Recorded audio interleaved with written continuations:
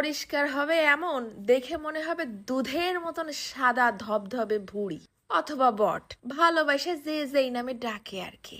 আরে শোনা, ভুঁড়ি ধোয়ারও নিয়ম আছে। ধুতি ধুতি পানি বেরোবে এরকম কাচের মতন চকচকে। আসসালামু আলাইকুম।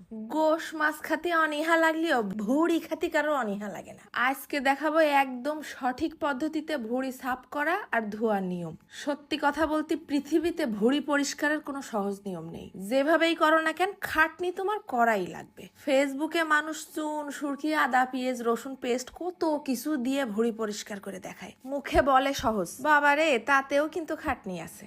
আবার এদিকে এইসব কেমিক্যাল ভুঁড়ির গায়ে লাগার সাথেই ভুঁড়ির 70% স্বাদ নষ্ট হয়ে যায়। যদি এত কষ্ট করে সাফ করে ভুঁড়ির স্বাদটাই নষ্ট করে ফেলি, তার থেকে ভুঁড়ি না খাওয়াই ভালো। শুধু টেকনিকটা শিখে রাখো, কষ্ট কমে যাবে। প্রথমেই ভুঁড়িগুলোরে ছোট ছোট পিস পিস করে কাটিয়ে নিছি। তারপরে যে কোনো এক কোণা ধরে একটুখানি প্রেসার দিয়ে টান দিলেই পাতলা ফেড়ফেড়ে উপরের চামড়াটা ময়লা সহ আলতো করে উঠে চলে আসবে। আবার ভাইবো না চামড়া উঠে চলে গেল, লস হয়ে গেল। এই চামড়াটা এতই পাতলা, লস হওয়ার কোনো সম্ভাবনাই নেই।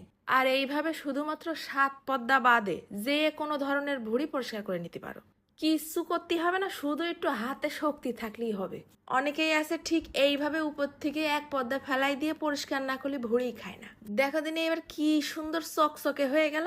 এই ভুঁড়িটা জাস্ট পানি দিয়ে ধুয়ে নিলেই ব্যাস একদম সাদা ধবধবে হয়ে গেছে। এইবার দেখাই গরম পানি দিয়ে কিরাম করে করব। ছোট করে ভুঁড়িগুলো কাটে নিছি।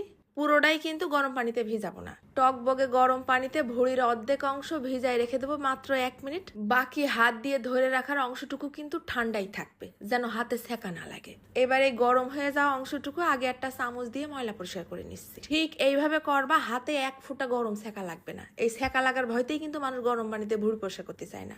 এবার পরিষ্কার অংশটুকু ঠান্ডা হয়ে গেছে, ওই সাইডটা হাত দিয়ে ধরে বাকি ময়লা পাশটা আবার গরম পানির মধ্যে চুবাই রেখে দেবো 1 মিনিট।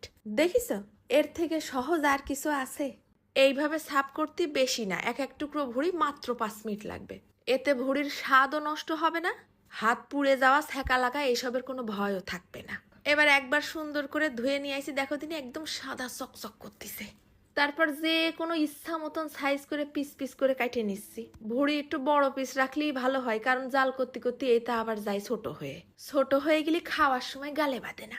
ছুরি দিয়ে, বটি দিয়ে, মনচালি কাঁচি দিয়েও সুন্দর করে ছোট ছোট করে কাটে নিতে পারো।